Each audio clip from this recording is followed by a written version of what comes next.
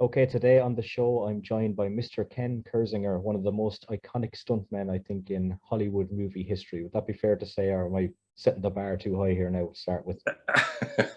Well, I'll take that, but I'm going to get a lot of shit from that from a lot of the stuntmen I know. So, but go ahead. In my opinion.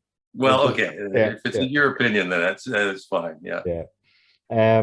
How did you decide that this was an avenue you were going to pursue? I assume that back in the day, this is something you didn't go to college to study. No, you know what? I read an article about Hal Needham, who's a very famous stuntman, was part of Stunts Unlimited, one of the founders of Stunts Unlimited when I was really young, like 12 years old. And it just sort of stuck in my mind. I loved watching movies and television, and you know, as the fates would have it, I was looking at playing professional, football here in Canada, our football, Yeah. and blew my knee out, and had that in the back of my mind. My sister was living in Los Angeles at the time, and actually is now as well. And so I went down there to visit her and her family with the idea of looking into stunt work. And it just turned out the next door neighbor was the property master on a stunt show called The Fall Guy. Okay. And he gave me the phone number of one of the stunt guys on the show, and I spoke to him. He gave me the number of another stunt guy here in Vancouver, and which was, you know, just getting started.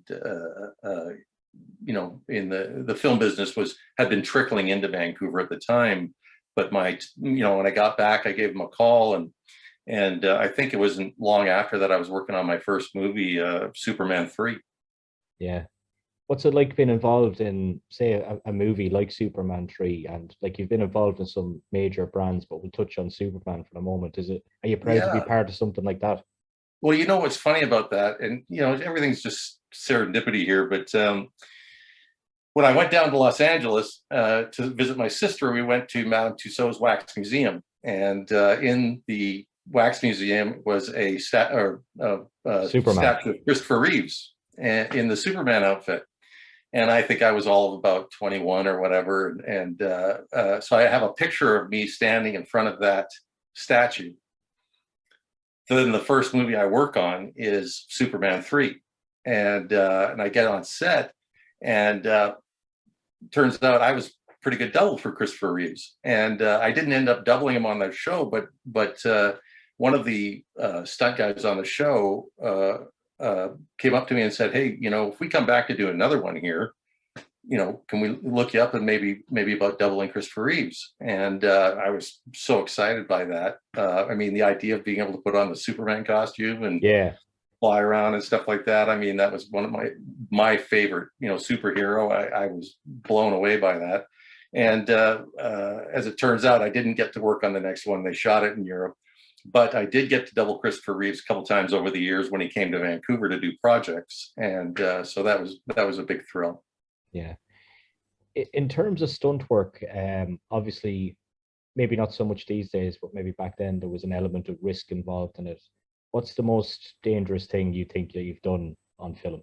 Well, first of all, I got to set you straight there. Stunt work is still very, very dangerous, and if you go online, you'll see that there was a girl in the last Deadpool movie who was killed doing a motorcycle stunt. And then there was another stunt woman, and I wish I could remember her name right now, but she was very badly injured on another show and lost her arm. And you know, we have stunt people get hurt all the time. Yeah. And you know, most of the injuries aren't career-ending injuries, but you know. The way I meant it wasn't kind of in a disrespectful way. I meant it. Oh no, I didn't think you. Yeah, I meant it in a kind of if they're going to use special effects or CGI instead of certain things. That's the way I meant it. I'm not saying that you guys. And I didn't take it any other way. Trust me. I'm not saying you guys are wussies or anything like that. Oh no. My point was going to be that you know, shows have gotten so big that a lot of stunts that are hard ground pounding stunts get overlooked because they're in the background. But you know, ratchets are a really big thing these days, and you know, ratchets, they haul somebody across the room and slam them into a concrete wall, and so while the visual effects have gotten better and they can do bigger and better stunts because of it, So a human being can only take so many G forces. And so you do a car hit and you do it over a certain speed and you're going to get hurt. Yeah. And so we were, you're always pushing that line. And now, with doing a lock off, you can make a car hit looks, multiple car hits in one shot kind of thing. So it's gotten better that way, but stunt people are still really, in demand for, especially they specialize more or tend to specialize more than we did, when I was getting started. But stunt people are still very, very much in demand. And, I see, there's a lot of new faces in the stunt business since I kind of retired a few years ago. And they're still very, very much in demand. And it's a much more specialized business now. So you've got your fight people, and you've got your car people and fire people and the all around stuntman. They seem to be a kind of a dying breed. But I think that's one of the things I loved about the job when I was doing it, was because I was always doing something different. One day I'm getting set on fire, another day I'm crashing a car and doing a fall. Because I always said to myself, I never wanted to be in the same place doing the same thing with the same people. And the film business gave me the opportunity to work with a lot of different people, a lot of different circumstances. And, it's hard work, long hours, but I loved it. I really, really did love it. It's rewarding, and it's obviously something Yeah. you miss then as well, is it? Well, we all get older and, you get banged up over the years. And I was banged up before I ever got into the stunt business. I played college basketball and football and done track and field. And so I had a few injuries going into stunt work, especially my knee. And so it takes its toll on you over the years when you do those kind of stunts. And so you got to pass the baton, the next young guy comes along and it is something I'm very, I wish I could still be doing. I really, really did love it. Yeah. To touch back on that point then, what is the most, from your perspective, dangerous thing that you've done? Or was there anything you've ever had reservations about doing that you just didn't do? Yes, there was one stunt that I turned down over the year because the stunt was jumping out a third-story window, which is a relatively easy stunt to do. It's not that high. It's through glass. The only catch on this one was there was a concrete balcony that stuck out from the building. So you not only had to go out the window, but you had to make sure you went out far enough that you would clear that concrete balcony with the concrete railing. And so I remember I got a phone call from the stunt coordinator, JJ McEnroe, and I can't remember what the show was. But he goes, come on out, and he asked me about going out this window, but he didn't say anything about the concrete balcony. So I went out there and I got out there before him and I saw where he wanted to do the stunt, and I saw that they had set up a ramp. It was all nicely set up and everything, but I measured off the distance, and remember now I had a bad knee, and the ligament was torn in the knee, so the knee was wobbly. And I paced off the distance on the grass, and I tried to see if I could clear that distance, and I couldn't clear the distance that they needed me to clear that balcony. So I got on the phone right away, and I called up actually a good friend of mine, Brad Laree, who has played Michael Myers. Okay. Funny enough. And so Michael Myers and Jason are friends in real life. And I called him up because I knew he had a really good pair of legs, and he played hockey, and I knew he could do it. But even a person that was in really good shape was going to have a hard time clearing this distance, because when you go through glass, there's a stall factor there. Yeah. It can slow you down. These days, they've got lasers set up on the glass, so when the glass gets pushed a bit, it automatically blows. But there's still that resistance when you initially hit it, and so you actually don't have to just clear that distance; you have to clear it by a fair bit. So anyway, I handed that stunt off to Brad Laree, and Brad went out and did it, and he just barely cleared the concrete railing.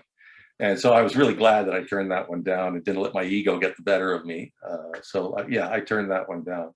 No regrets on that one, I don't think. No regrets on turning that one down. But when you say what is the most dangerous thing you've ever done, I think any stunt person will tell you that you don't plan for a stunt to go wrong. You plan for it to go right. So the most dangerous stunt a stunt person does is the stunt that goes wrong. You Yeah. know, a cable snaps and you fall to your death. In my case, what it was, we had a mishap during a car chase on the side of a mountain, and I was in a Jeep with a roll bar that only came up to about an inch below my head, and I ended up flipping the Jeep off the side of the mountain, and Jesus. I broke my elbow saving my head from the pavement, but I bent the driver's seat back, and if I hadn't thought ahead about how I was going to protect myself, by throwing my arms up over my head, I probably would have been killed doing that. So that was the most dangerous stunt I ever did, because it went really wrong. Yeah. Yeah. We're going to touch on Friday the 13th, part 8, firstly. Yeah, sure. Yeah, and I'm sure you didn't think that this was coming at all. You probably never get asked about Friday the 13th or Freddy versus Jason, right? I really didn't know what a big deal it was. Yeah. I had no sense of it. I had, played, done suit jobs, I call it, wearing costumes before. And for me, this was just another job. And I got a phone call from Randy Sheveldave, who's the production manager on the show, I think. And he said, "Hey, Ken, do you want to be," he left a message saying, "Hey, you want to be the stunt coordinator on Friday the 13th, part 8 and play Jason?" And I said, "Sure. Yeah, okay, I'll do it." And when I called back, he said, "Oh, the other guy made a deal to play him again. So, we just need you as a stunt coordinator." So, I didn't think anything of it.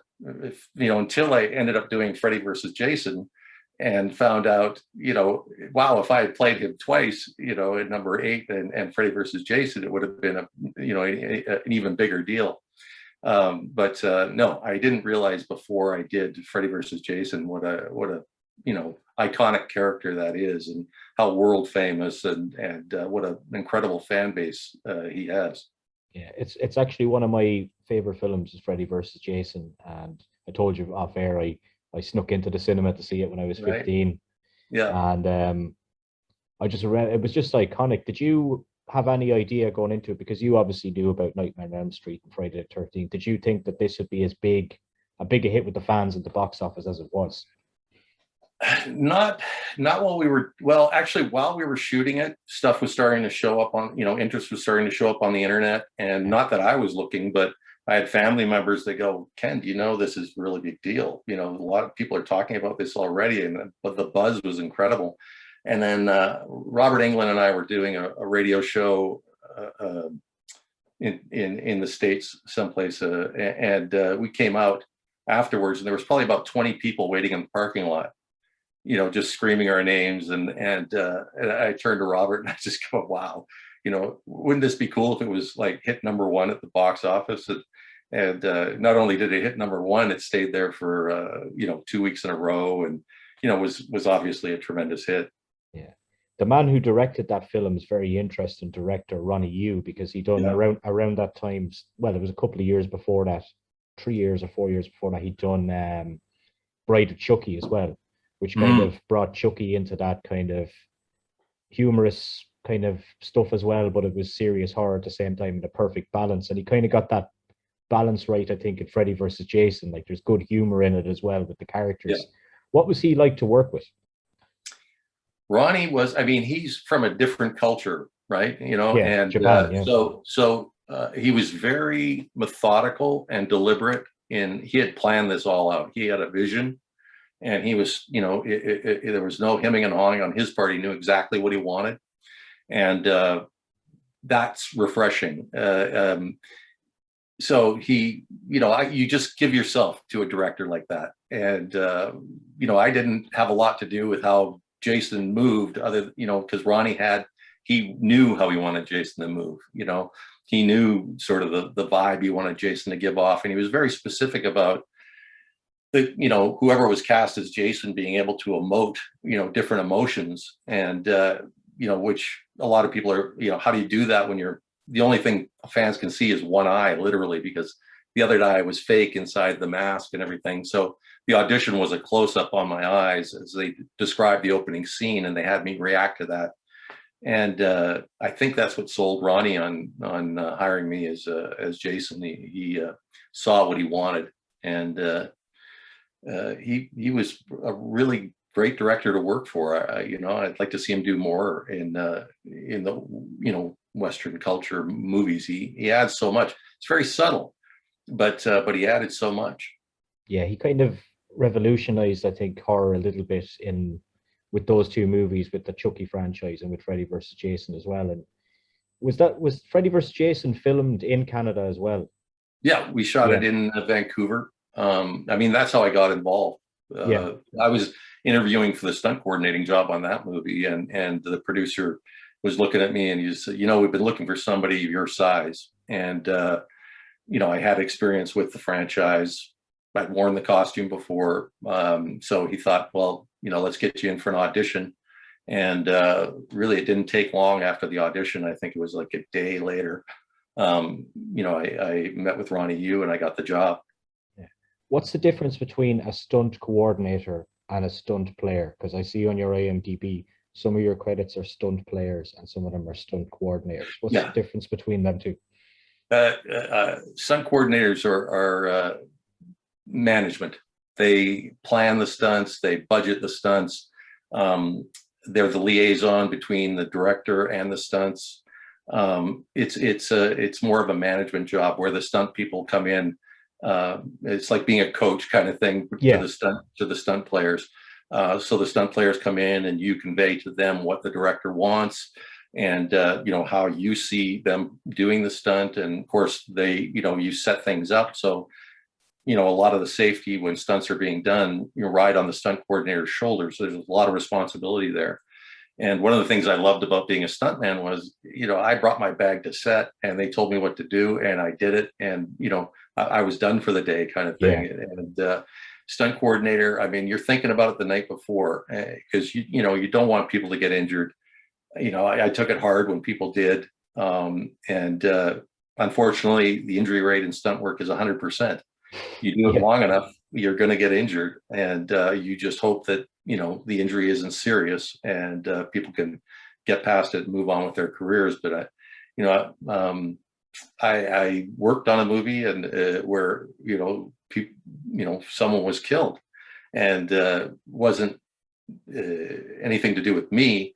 It was something that the producers did that they didn't involve myself and Glenn Wilder, who was the American stunt coordinator on the show, and I was the Canadian stunt coordinator on the show. And you know, we had told them about, you know, how we would have done the stunt, and it would have been more expensive for them to do. So they went off and did it on their own. And fine young man, Keith Propelkin, he died doing a skydiving stunt, and that was really tough. My God. Yeah. I was looking through, like, you've got so many things, like, and movies that you've been involved in. One of them stood out to me because I'm a big wrestling fan, and I seen you were a stunt player in the 2004 movie Walking Tall, which starred The Rock and Johnny Knoxville. Yeah. What was that? What did you do in that movie? Well, there was a football sequence in there, and I was doubling one of the actors during the football sequence. So it was cool. I got to meet The Rock, and you know, what a great professional guy he is.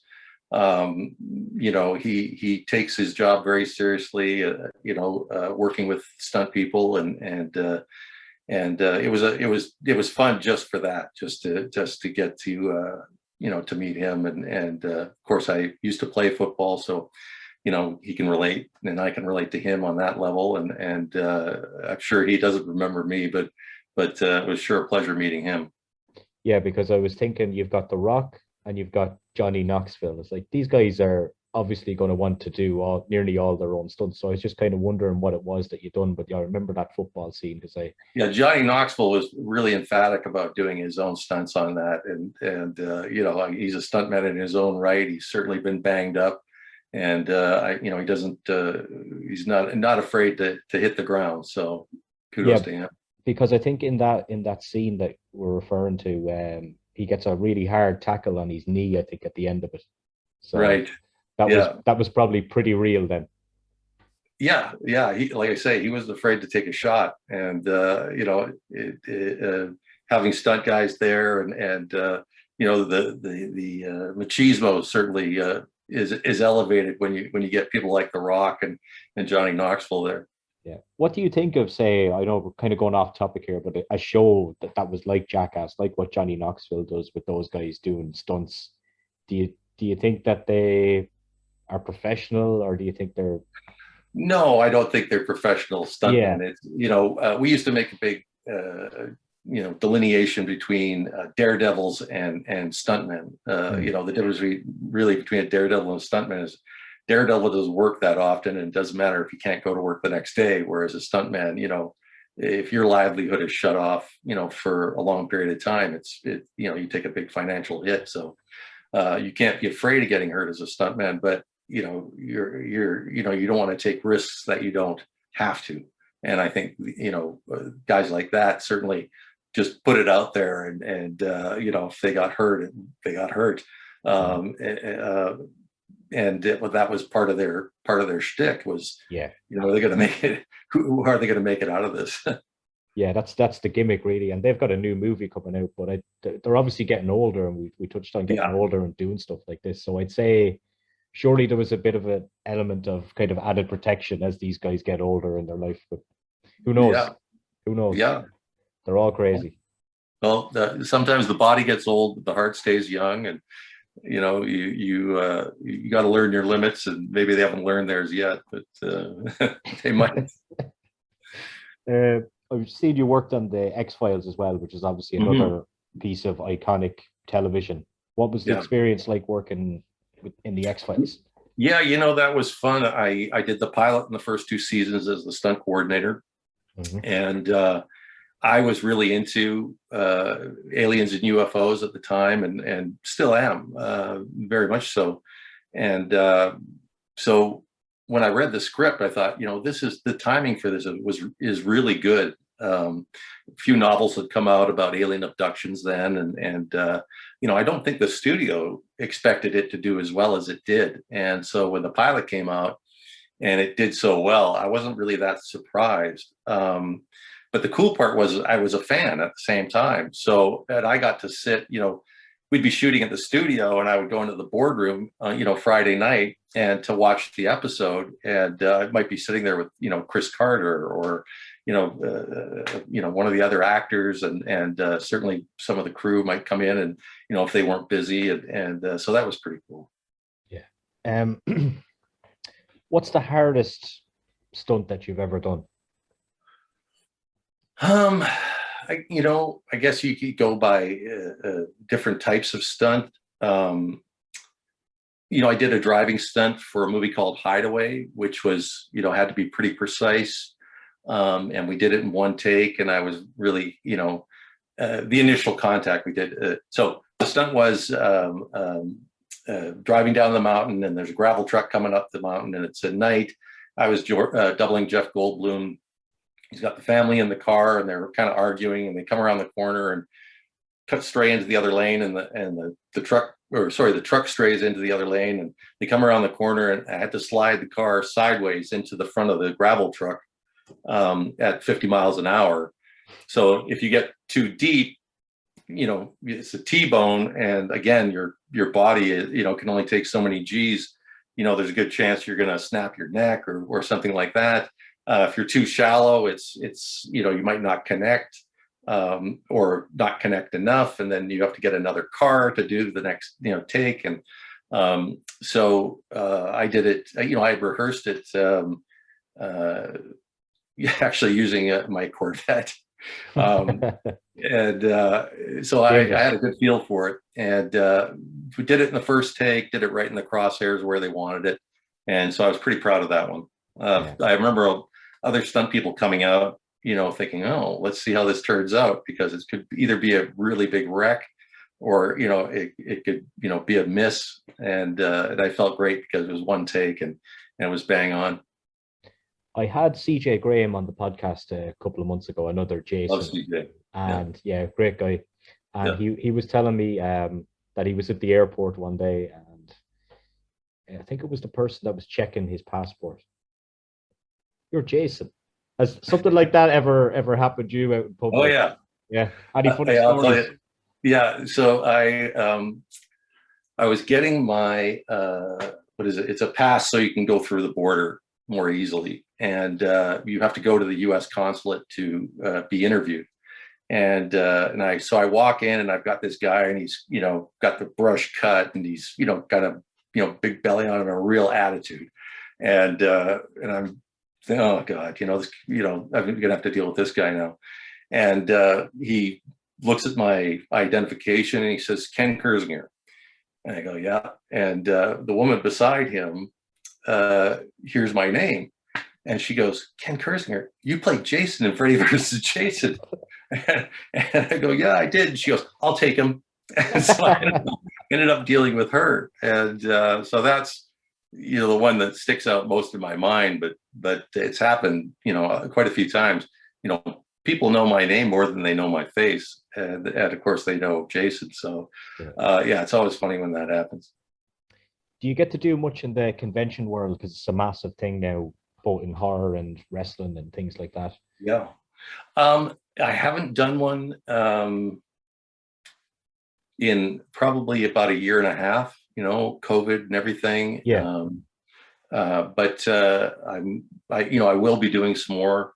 I'm going to do one, I think, in October in Niagara Falls. So I'll be on the Canada side. But yeah, no, I've done conventions. They're you know, a hoot. I love, you know, meeting the fans and talking to them. You get such great energy from them. You know, it's like they know you. And once you've met enough fans, that, you know, you feel like you know them. And so I've had some great experiences. And actually, there's one I wanted to mention. I have a fan, Shania Keibler, and she wrote a book called Rusty Blade. So she liked the movie Joyride 3 that I did as Rusty Nail. So she wrote this great book, and her main character is, or one of her main characters is Kenny Kirzinger. so that you know, that's fantastic. So if anybody's out there, you got to check out Rusty Blade for the love of a fan. And God bless you, Shana. Thank you. If you have any links for that book, you can send them on to me, and I'll put them it's on Amazon. You can buy it on Amazon, and I highly recommend it to fans, because it's, you know, it's written by a fan. She is a huge fan, and I think that they would get a real kick out of it. I'll put that in the link of this video. Yeah, great. Yeah.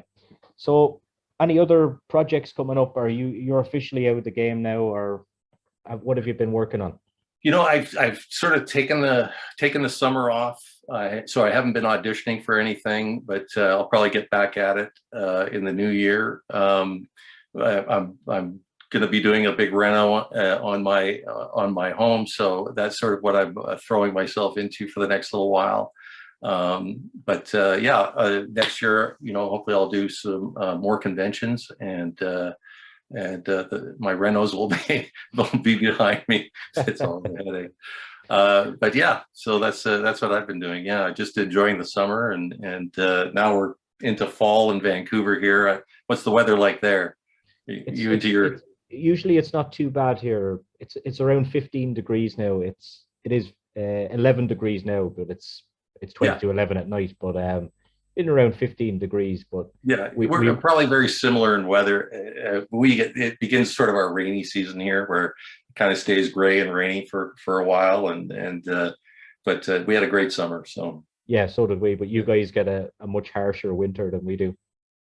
Yeah, well, actually, Vancouver is not that bad. We don't get a lot of snow. It stays above freezing, and we keep the snow in the mountains where it belongs. So, you know, we're on the coast, and just behind us are the Rockies, and so we get those beautiful snow-capped mountains, and we got the ocean. So you can be, you know, paddling on the ocean in the morning and then skiing in the afternoon if you want to. Yeah, we celebrate snow over here because we don't get it that often. When there's snow, it's a big deal in Ireland. I dread it because there aren't enough people that know how to drive in it here. Yeah, everything just kind of shuts down here when snow happens. You know, we're not prepared. You get a good dump, it's the same thing. Yeah. Ken, it was an absolute pleasure to catch up with you today, man, and thank you very much. And I'll have you back on when Freddy versus Jason 2 hits. You bet. Yeah, that'd be great. Thank you very Thanks, much. Ken.